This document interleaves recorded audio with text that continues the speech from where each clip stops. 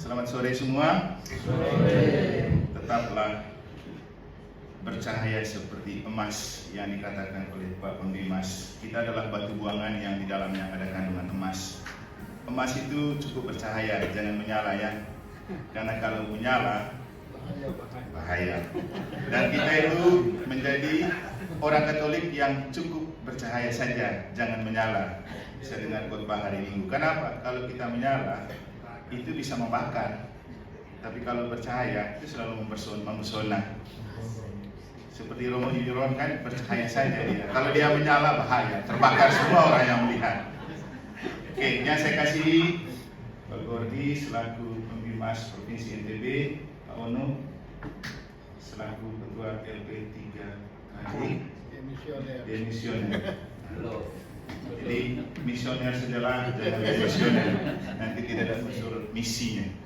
Juga yang saya kasihi para Romo, Frater, Suster, teman-teman Rasul Awam, pencinta paduan suara yang saya kasih dalam Tuhan.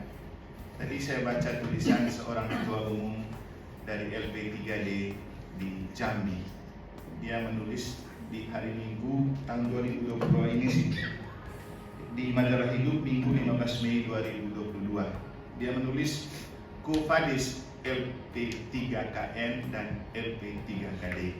Mau kemana ini LP3KN dan LP3KD? Jawabannya bagaimana? Itulah kenapa kita hadir pada kesempatan ini. Saya ingat baik ini Pesparani yang menjadi simbol dari LP3D ini baru muncul ketika beberapa tahun lalu kami menghadiri rapat Komisi Kerawang di KBI, dihadiri oleh Pak Adianus Milial. Kan dia jadi ketua pertama kan.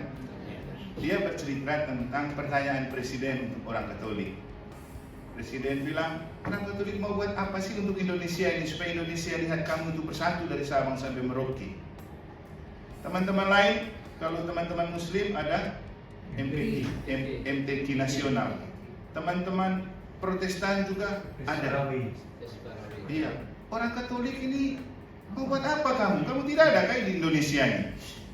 Maka dibuatlah suatu lembaga ini untuk membuat Katolik itu benar 100% Katolik, 100% Indonesia. Memang awalnya termasuk kami para pastor ini bisa jadi seperti imam-imam tua di dalam bacaan Injil tadi ya. Para imam-imam kepala dan ahli-ahli Taurat, mereka itu yang membenci Yesus karena Yesus mau mengubah itu Bait Allah di Yerusalem menjadi tempat doa. Dan syukur sekali bahwa pemerintah berpikir tentang kekatolikan kita supaya Katolik itu tampak ke publik. Tidak ada guna kita bicara di mimbar khotbah, bicara garam dan terang, giliran orang suruh jadi garam dan terang, kami tidak bisa. Tidak ada gunanya hebat di dalam itu, seperti katak dalam tempurung. Bunyinya besar, dia pikir dengan itu dia sudah jadi orang besar, padahal masih dalam tempurung. Kita Katolik ini jangan jadi katak dalam tempurung. Apalagi ketika pemerintah memberikan kita kesempatan, kenapa kita tidak gayung bersama? Jadi dengan ini saya mengatakan dan menyetujui apa yang disampaikan oleh Bapak Pembimas, jangan berpikir ini proyek. Karena banyak orang Katolik termasuk kami para imam berpikir bahwa ini proyek pemerintah. Cobalah positif thinking untuk melihat, apalagi kalau baca kepanjangannya. Saya juga baru tahu kepanjangannya ternyata pembinaan dan pengembangan melalui Pesparani untuk orang Katolik itu bisa semakin terbangun dalam iman dan juga dalam hidup sebagai garam dan terang. Jadi pembinaan dan pengembangan, dengan cara ini kita makin memantapkan orang Katolik di Indonesia. Nah, selaku pastor Deken, pertama saya senang karena sebagian besar para Romo dari paroki hadir dalam pertemuan ini, bukti bahwa kami para Romo di Provinsi NTB ini sepakat dan setuju dan mendukung ini kegiatan. Tepuk tangan dan termasuk Romo Irod baru dia datang kemudian, ya kan ada istilah better late than never. Lebih baik telat daripada tidak sama sekali. Tapi dia memang seorang sang sabda sejati yang hidup untuk menghidupkan pesan sang sabda. Yang terakhir akan menjadi terdahulu, yang terdahulu akan menjadi yang terakhir, sehingga dia tetap menyala Romo Irod. Kemudian kehadiran kami para pastor, karena kalau dekan kan bicara tentang kami para pastor dan umat. Apa yang diharapkan oleh pembimas mesti juga kami terima sebagai sebuah tawaran berahmat. Karena apa gunanya kami berbicara tentang gereja sinodal di Sinode 5 yang begitu gebiar, tapi dalam kenyataan kemudian jalan masing-masing. Apa artinya? Kita setengah mati loh melalui FGD, pada sinode paroki, para sinode dekena. Siapa yang melaksanakan hasil sinode itu kalau bukan kita? Ya itulah, sehingga saya tuh waktu Pak Ege datang minta, saya langsung berpikir tentang saya seorang deken yang melaksanakan visi dan misi hasil sinode 5 untuk mewujudkan gereja sinodal. Dan gereja sinodal itu dimulai dari kita kumpul bersama, kita rapat bersama, baru kita berjalan bersama. Jangan tiba-tiba jalan bersama tapi tidak pernah berkumpul. Itu seperti orang lari dari kecelakaan, bukan langsung tiba-tiba di titik kumpul lalu lari. Kita tidak begitu, bukan karena bencana, tapi karena memang kita punya visi dan misi. Dan kata-kata kunci dari Sinode 5 yang baik untuk kita maknai untuk momen ini itu seperti yang tadi sudah disampaikan oleh Pak Pemimas, perlu sinergisitas. Mereka itu bukan atasan bawahan dan tidak ada relasi fungsional atasan bawahan, karena kita semua rekan kerja. Dan itu cocok dengan bahasa kitab suci yang dipakai untuk gereja sinodal. Kita itu rekan kerja Allah. Kita semua punya talenta yang bisa dipakai untuk bekerja sebagai rekan kerja Allah. Maka apapun potensi talenta yang kita miliki, mari kita pakai untuk mewujudkan gereja sinodal. Dan LP 3KD adalah salah satu jalan untuk kita menunjukkan diri sebagai rekan kerja Allah. Dan kami dari pihak Dekena siap jadi rekan kerja, apalagi kalau memang teman-teman dari pembimas selalu membantu untuk kami transportasi itu untuk siap gratis kan. Jangan lupa nanti Romo Jeron kalau dia minta tiketnya dipesawatkan, boleh juga lah. Walaupun dia jalan kaki dari Ampenan ke sini. Kemudian yang berikutnya, sebenarnya dari pertanyaan Kofadis LP 3 KN dan KD tadi itu mencakup dua hal ini. Jangan lupa sinergisitas dan jangan lupa komunikasi. Itu adalah sarana dan cara untuk kita bisa mewujudkan apa yang kita harapkan dari adanya LP3 KN dan LP3 KD. Tentang sinergisitas sudah jelas, karena kita semua rekan kerja Allah yang perlu bersinergi dengan siapa saja. Walaupun sering terjadi kadang-kadang yang paling susah itu sinergisitas di dalam gereja ya, antara Romo, DPP, para pengurus kali dan macam-macam. Kemudian komunikasi juga ini penting. Makanya salah satu sifat terburuk dari orang Katolik di dalam gereja ketika dia pakai gaya ngambek. Tapi ini sering terjadi di setiap paroki kan. Keselio sedikit ngambek. Itu kalau saya membahasakan itu tidak dewasa kalau kita ngambek. Omong. Kalau ada yang tidak beres, tidak becus dan tidak kita senangi, omong. Bagaimana orang tahu tiba-tiba kita diam, tiba-tiba kita belok, tiba-tiba kita menjauh? Apa gunanya komunikasi? Bicara. Jangan takut bicara. Karena kalau kita takut bicara, berarti kita tidak percaya bahwa kita punya kemampuan untuk menyampaikan sesuatu. Jadi sinergisitas dan komunikasi itu penting. Seperti sekarang, sederhana, mendesak, tapi bisa kita lakukan. Karena ada komunikasi dan sinergisitas, kita semua bisa berkumpul, walaupun yang hadir belum sampai 50 ya. Tapi ini baru murni gereja Katolik. Karena gereja Katolik setiap kali undang rapat tidak mungkin 100% hadir. Walaupun waktu lantik, dewan-dewan itu banyak semua hadir, terima maaf, foto sama Bapak Uskup. Setelah itu waktu rapat hilang, apalagi kerja. Yang muncul muka-muka itu tok terus. Terus kapan ini gereja sinodal partisipasi ini bisa terjadi? Jadi refleksi untuk kita semua. Dan yang terakhir mungkin saya mau sampaikan hal ini.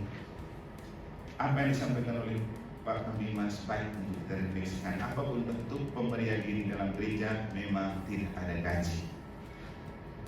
Saya lebih suka memakai istilah pemberian diri daripada pelayanan. Karena waktu saya ikut OGF dan ikut retret Unio di Kalimantan, pemberi itu berbicara khusus tentang perbedaan antara pelayanan dan pemberian diri. di Kupang, Romo yang bagian pastoral itu bicara, para Romo itu bukan pelayan. Walaupun Yesus bahasanya begini, aku datang bukan untuk dilayani tapi untuk melayani. Tapi Yesus menunjukkan itu dengan pemberian diri sampai bahkan di kayu salib. Dia bilang, kamu itu bukan pelayan, karena kamu pelayan. Apa sih bedanya kamu dengan pelayan toko, pelayan restoran, pelayan hotel? Karena pelayan itu ketika dia sudah melayani, dia dapat upah. Tapi kita yang setelah melayani tidak dapat upah. Dan benar sekali apa yang dikatakan Bapak Bimas, kita tidak dapat gaji, tapi bukan tidak dapat rahmat. Ya, Santo Paulus bilang begini, tapi kalau terjadi di pemerintahan harus dapat gaji, kalau tidak untuk apa? Pajak-pajak tuh. Tapi kalau pelayanan begini cukup dapat transport, tidak apa-apa. Santo Paulus bilang gini, apakah upahku dari upah yang memwartakan Injil? Upahku adalah tanpa upah, tapi bukan tanpa rahmat. Kita ini terlibat begini memang tidak dapat uang, tapi dapat kesehatan sudah cukup. Karena apa gunanya punya banyak uang, setelah itu kita sakit-sakit. Bro. Belum lagi stok jantung. Kau punya banyak, untuk apa? Tapi dengan memberi diri seperti ini, besok-besok kita mati kaget. Kita sudah memberi diri kepada banyak orang. Dan orang bilang, siapa yang mati? Romo Lores. Aduh, dia sering kan gitu. Itu saja yang dicari. Siapa yang meninggal? Pak Ono. Oh, itu kan pernah ketua LP3AD demisioner. Nah, itu saja yang kita kejar nih. Mengejar sebanyak mungkin cerita dan kenangan. Supaya kalau kita mati, ada banyak yang ingat, ada banyak yang berdoa. Nanti cerita selanjutnya tentang makna dari apa yang disampaikan oleh Santo Paulus, silakan tanya Romo Iron sebagai sang sabda. Itu saja beberapa hal yang saya sampaikan. Terima kasih untuk kita semua. Terima kasih kepada Romo, Frater, Suster, juga teman-teman Rasul Awam yang telah hadir dalam kegiatan ini. Kalau pakai istilahnya gubernur, siapa dulu orang Katolik yang di NTT? Siapa lagi kalau bukan kita? Kapan lagi kalau bukan sekarang? Dan kita adalah orang, dan sekarang adalah saya terbaik untuk kita terus menunjukkan bahwa LP3AD itu penting untuk pemerintah, penting untuk gereja Katolik. Semoga Tuhan memberkati kita, semoga Santa Cecilia selalu mendoakan kita, dan akhirnya dengan ini secara resmi sebagai dekan dan mengatasnamai teman-teman Romo mengucapkan perpisian dan selamat untuk kita yang mengadakan kegiatan rapat untuk pemilihan kepengurusan baru LP3AD Provinsi NTB. KD ya, Bapa, Putra, dan Roh Kudus.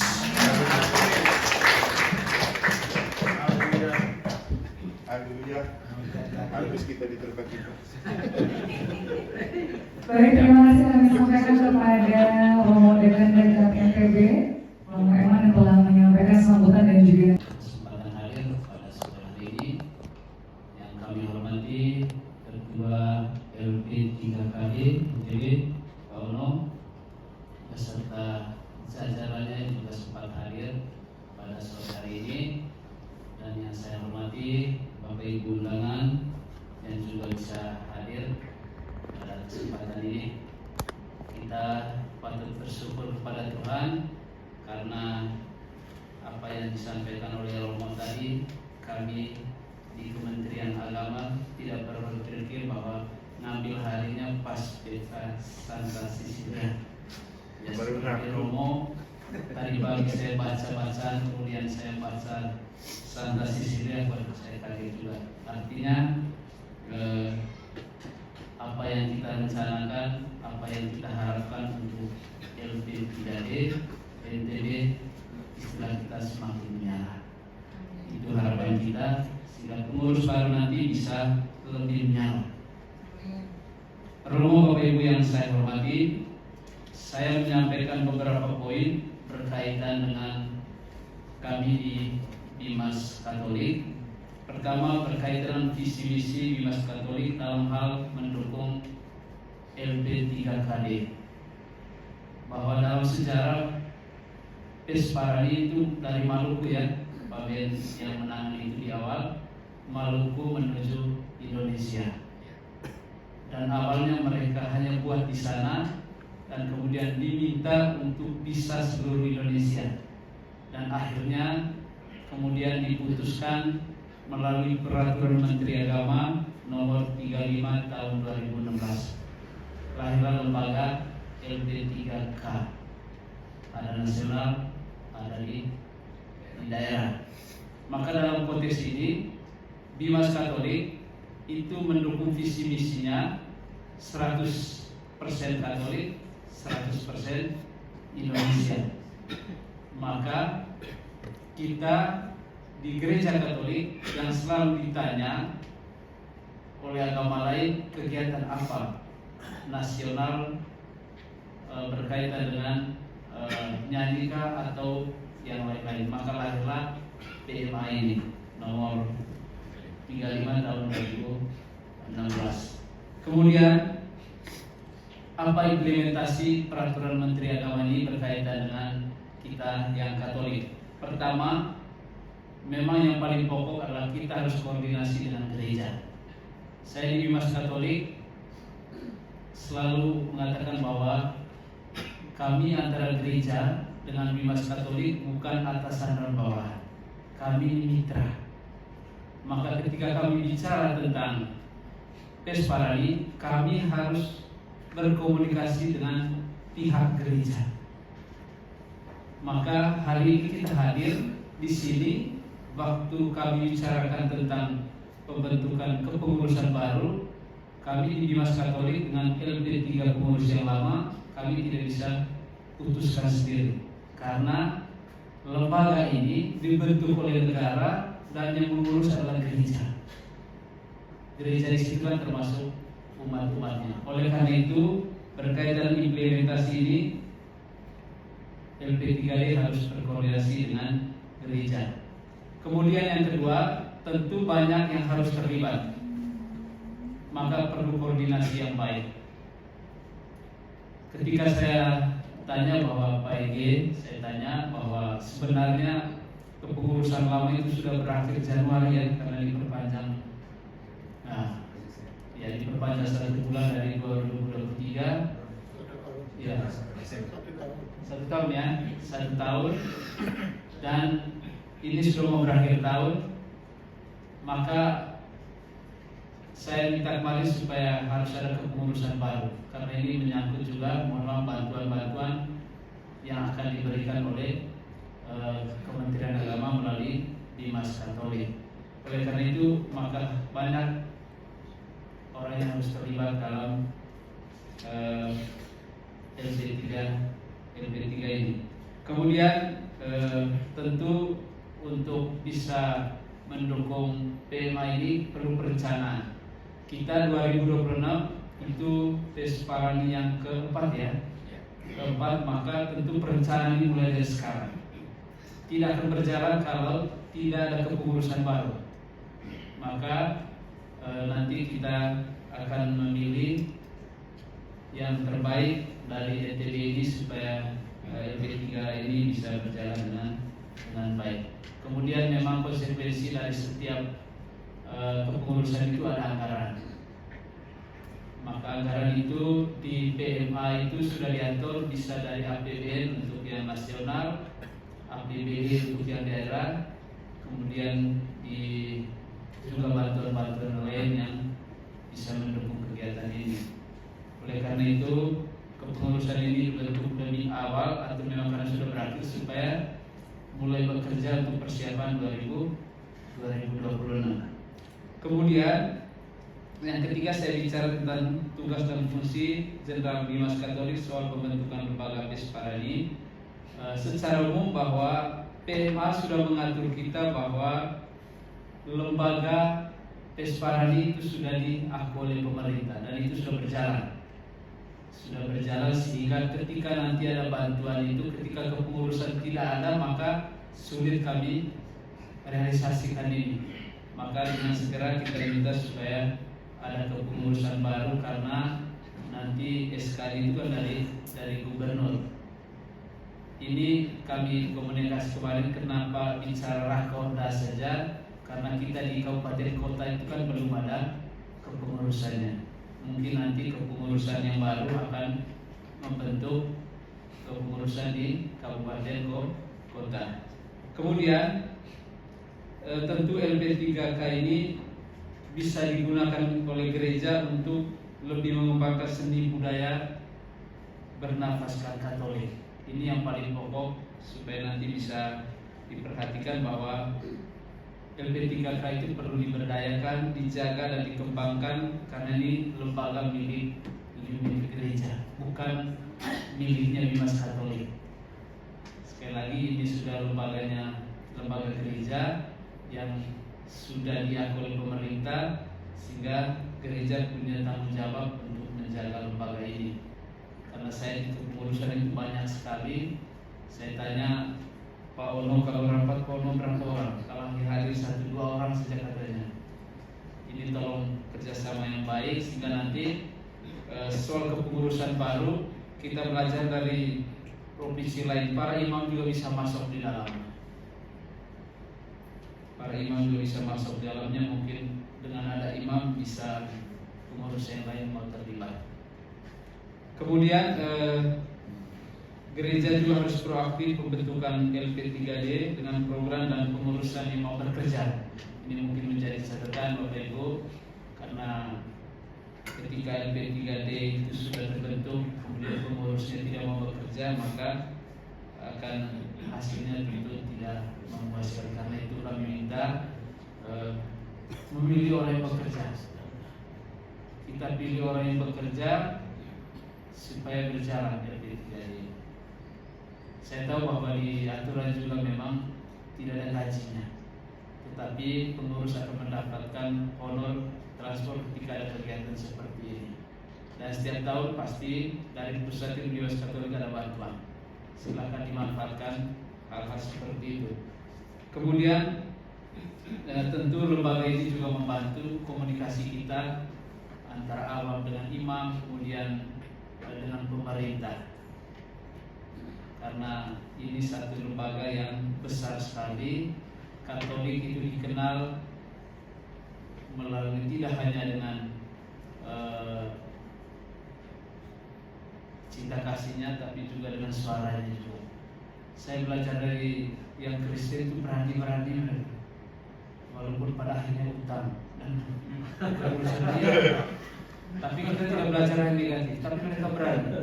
Sekarang mereka ke Papua semua berangkat untuk mata lomba. Kenapa kita tidak bisa? Walaupun mereka cerita bahwa mereka mau naik pakai Hercules, tapi mereka bisa melakukan. Kenapa kita tidak bisa? Kemudian soal skop untuk LPD, Bapak Ibu, saya menyampaikan terakhir bahwa Bimas Katolik setiap tahun itu selalu memberikan bantuan untuk LP3KD untuk NTB. Tahun depan juga ada, karena itu kami minta manfaatkan bantuan itu, karena ini kan bicara pembinaan dan pengembangan. Kita kadang selama ini hanya pesparani saja, pesta paduan suaranya saja. Mungkin bantuan itu kita bisa manfaatkan untuk pembinaan dan pengembangan. Kemudian yang kedua, kami minta supaya LP3D harus koordinasi kerjasama baik dengan gereja dan Bimas Katolik. Maka dalam konteks ini Bapak Ibu, kami coba komunikasi dengan banyak pihak. Ya, saya sampaikan di sini, kami di Bimas Katolik juga untuk masuk ke pengurus juga boleh, untuk memudahkan koordinasi, misalnya sekretaris kan atau apa, supaya memudahkan koordinasi. Karena biasanya semua surat itu selalu melalui Bimas Katolik, kadang ada yang melalui langsung di Pak Ono. Kalau ada yang dari, karena di provinsi lain saya tanya Pak Iya selalu ikut, ada juga yang masuk ke pengurusan dari Bimas Katolik, tapi jangan pembimasnya, mungkin ada Pak IG, ada panelis atau teman-teman yang lain. Kemudian informasi terakhir dari saya bahwa tahun 2025 kami ada kegiatan event keagamaan dan seni budaya kawan Katolik. Ini kegiatan Bimas Katolik, tapi nanti kami kerjasama dengan LP3KD untuk buat event ini tahun 2025, tahun depan. Betul ya panelis, ada program itu ya. event itu, sehingga nanti kami akan informasikan di awal tahun supaya mungkin setiap paroki bisa siapkan. Nanti kami rapat dengan LP3D lomba apa saja untuk event-event ini, sehingga nanti itu juga bagian dari mungkin seleksi untuk tahun 2020. Itu memudahkan ada kegiatan itu dari Bimas Katolik. Romo, Suster, Bapak Ibu, itu beberapa hal yang saya sampaikan. Mudah-mudahan LP3D yang baru bisa berjalan dengan baik, dan terima kasih untuk pengurus-pengurus yang lama sudah bekerja dengan baik dan sudah ikut terlibat penuh dalam 3 Desparadi, 3 ya? Ya, dan hasilnya juga sudah luar biasa. Kita ini katanya Romo Dekin itu kan batu-batu yang dibuang, ya.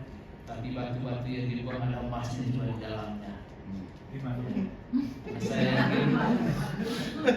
Saya yakin kita hadir di NTB itu bukan karena cita-cita, ya kan gitu. Karena kesasar sudah kita ada di NTB. Tapi dari sini kita bisa lahirkan Katolik yang sesungguhnya. Mudah-mudahan sekali lagi, mudah-mudahan kepengurusan baru bisa membantu kami di Bimas Katolik, kerjasama dengan pihak gereja itu baik, dan juga dengan kami sebagai pemerintahnya. Terima kasih. Selamat sore, Tuhan memberkati kita semuanya.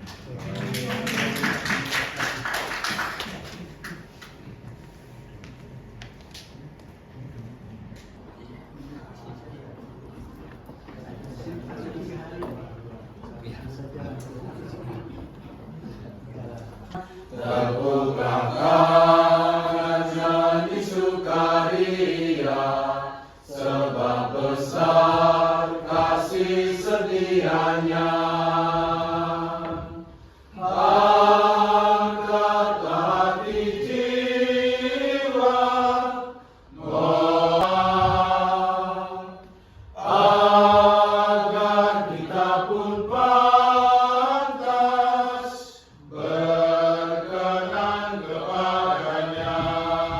Suster, frater, Bapak Ibu, para pencinta paduan suara yang semuanya juga saya kasih dalam Tuhan.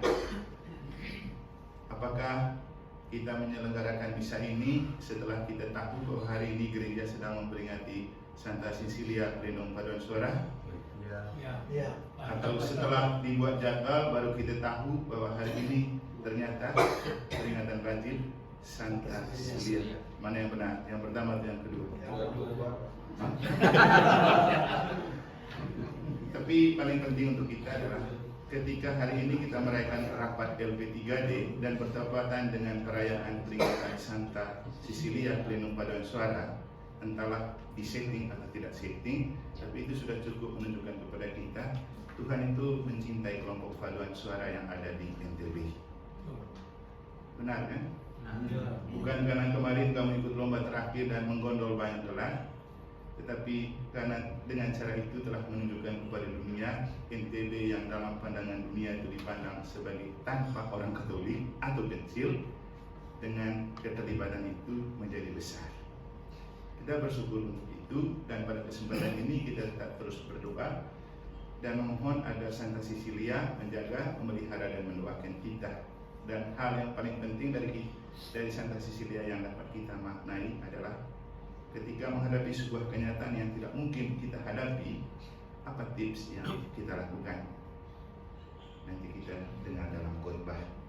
Kita juga akan bertanya dan memaknai ketika seseorang sudah menikah tetapi masih perawan, dan hari ini kita merayakan keperawanannya.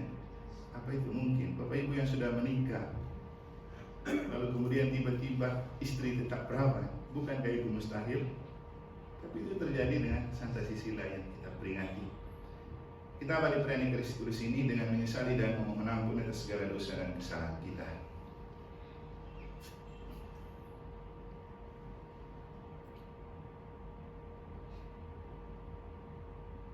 Tuhan Yesus Kristus, Engkau diutus untuk menyembuhkan orang-orang yang sudah matinya. Tuhan kasihanilah kami. Tuhan kasihanilah kami. Engkau datang untuk memanggil orang.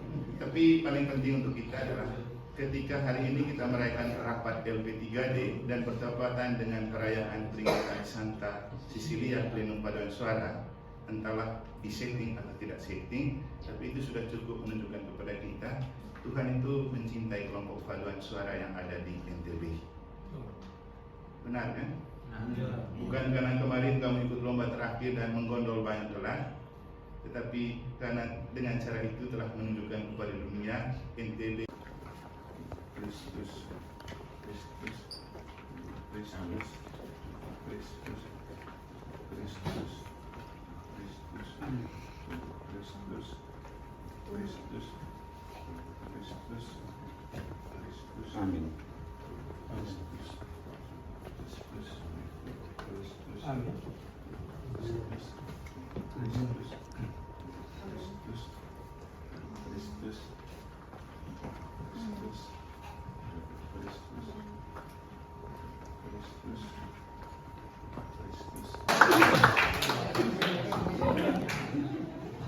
Duduk supaya foto bagus. Wih, ini mantan. Masih muda. Jadi Romo Karto. Tapi apabila karena sudah ditulis di sini, saya mencoba merasakan membacakan hasil sidang formasi. Koordinator 1 Romo Mariono, 2 Romo Eman, 3 Romo Barto, 4 Romo Eli, 5 Romo Agus, Romo Kristo dan Frater, Bapak Kodi Pemimas dan Pak Eki. Jadi dikuasai oleh para Romo yang hadir. Adapun koordinator susunan anggota lembaga pembinaan dan pengembangan pesta paduan suara gereja Katolik daerah Provinsi Nusa Tenggara Barat periode 2005 sampai 2030 mengharap Kepala Kantor Wilayah Kementerian Agama NTB, Pemerintah dan Uskup Pasang, penasihat Pembimas Katolik dan para pastor paroki, Ketua Umum KD Emmanuel Martinus Ano, Ketua 1 Benedictus Haru, Ketua 2 Ananius Mawar Buni, Sekretaris 1 Barat, Romo Dekan dan Pak Uskup, penasihat, pembimas Katolik dan para pastor paroki, Ketua Umum Romo Emmanuel Martin Ano, Ketua 1 Benedictus Haru, Kedua 2 Honoris Mawar Doni, Sekretaris 1 Egedius Siba, Sekretaris 2 Romualdus Otto, Bendahara 1 Diana Agni, Bendahara 2 Paskalia Yasmin. Bidang penyelenggara ini tetap Petrus Lexi dan Aloysius Emon. Bidang lomba cipta lagu menggantikan yang kosong F. Barman dan Galang. Bidang pendidikan kursus pelatihan musik dan lagu gerejani Remigus Nuga dan Gerix. Bidang pendanaan Olivia, betul, VC, Leo dan Erwin, jadi 3 orang. Bidang verifikasi dan pengawasan Pater Kristo dan Bapak Yakobus Dike. Bidang penelitian dan pengembangan Adolfus Laga dan Elvidius Egon. Bidang hubungan masyarakat Theo, dan Mbak Armita tetap di Humas. Baik, ini hasil dari tim formatur, lalu jadi ini mohon kesediaan nanti pastor parokinya yang hubungi yang orangnya tidak ada di sini. Jadi tadi sudah disampaikan, nanti itu hasil formatur. Jadi catatan yang sudah disampaikan dalam evaluasi tadi Ini sebagai catatan untuk para pengurus yang baru. Nah, setuju. Sah.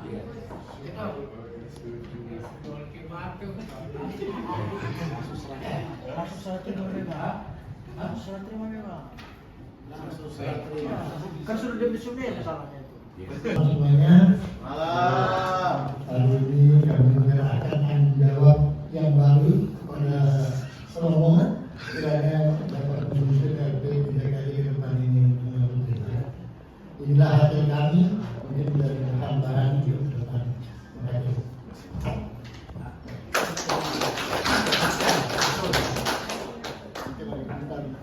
Tunggu dari terakhir, Bapak Ibu Saudara-saudari terkasih. Pertama, terima kasih untuk kepercayaan yang diberikan untuk menambah salib yang harus dipikul oleh seorang reken di Rekenan DTB. Tadinya saya mau menolak, tapi kemudian saya berpikir kalau saya menolak sama dengan saya tidak menerima kenyataan kalau menjadi deken itu juga mengurus provinsi NTB.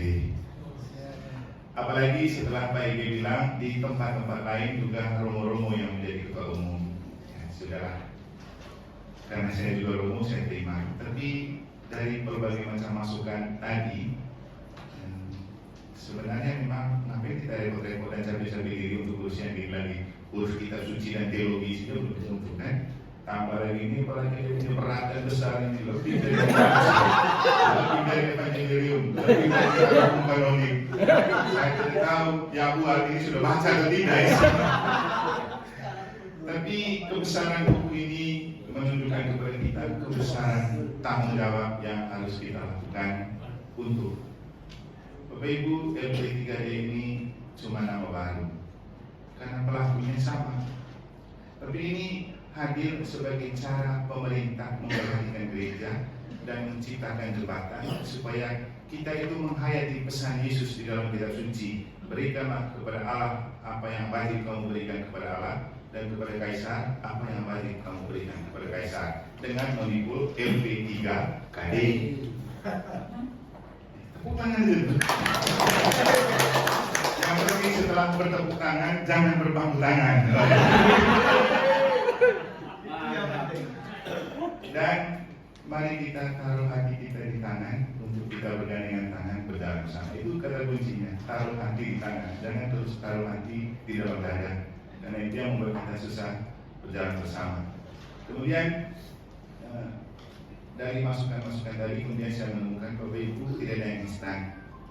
Kita perlu bertumbuh dalam proses dan berkembang dari pengalaman, karena experience is the best teacher, kan? Pengalaman adalah guru yang terbaik.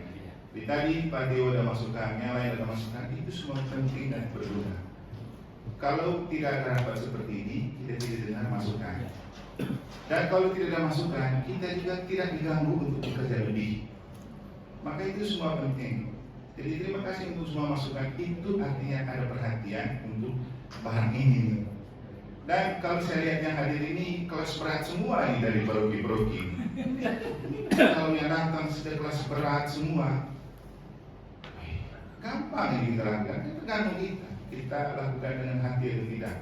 Jadi pakai prinsip moto Yohanes 10, Omnia in caritate, lakukan apapun dengan kasih. Itu mungkin kuncinya. Kalau tidak lakukan dengan kasih, maka yang terjadi adalah baru gesek, baru gosok, saling kritik, dan tidak ada yang kerja. Kritik itu bagus untuk memacu kita bersama supaya lebih lagi. Dan tadi ada masukan dari penulis juga baik. Tapi kalau kita lihat di dalam banyak juga generasi budaya tadi. Ada Oman mereka sekretaris, Geris, dan beberapa tadi. Ada Pak LP mereka, ada Ina mereka, cukup banyak. Begini Bapak Ibu, kalau ada yang membaca kelemahan dari generasi Strawberry namanya ini kan kita hidup di zaman di mana generasi Alpha dan generasi Z itu pada menguasai dunia kan. Tapi ternyata ini kan generasi Z dan generasi Alpha ini disebut generasi Strawberry. Seperti buah strawberry, indah dipandang, mudah rapuh. Strawberry, indah dipandang, mudah rapuh. apalagi kalau dimakan, mungkin kecut. Jadi generasi kita ini kita lihat mereka hebat, pernah kita akui. Tapi mudah rapuh juga. Besok-besok kalau kita kasih pengurus semua orang muda dan mereka cepat tersinggung dan mudah rapuh, kita tidak bisa berjalan. Walaupun kenyataannya yang lebih tua jauh lebih mudah tersinggung daripada yang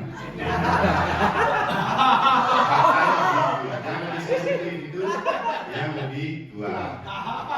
Untung saya belum terlalu tua dan belum tidak terlalu muda, sehingga tidak mudah tersinggung. Tapi untung juga kita punya orang tua seperti Bapak Barto dan Romo Dekan Emeritus. Orang tua yang tidak mudah tersinggung. Dan juga tentu ada Pak Beni, ada Bapak Reni, juga orang tua yang tidak mudah tersinggung. Artinya kalau besok kamu mudah tersinggung, berarti jangan salahkan saya mengatakan dan tegas pada malam hari ini. Tapi hubungi dengan ini kita bisa lebih tidak mudah tersinggung lagi. Karena kita orang Katolik itu memang begitu, gampang sekali busuk kasar sendiri ke dalam, menjadi musuh dalam sendiri daripada kita keluar. Nah, itu harapan saya. Kemudian bukan kita tidak memaki yang muda. Selain sudah dari kepengurusan, namanya sudah kepengurusan pasti terbatas toh. Apalagi informasinya sesuai dengan apa yang ada di pusat.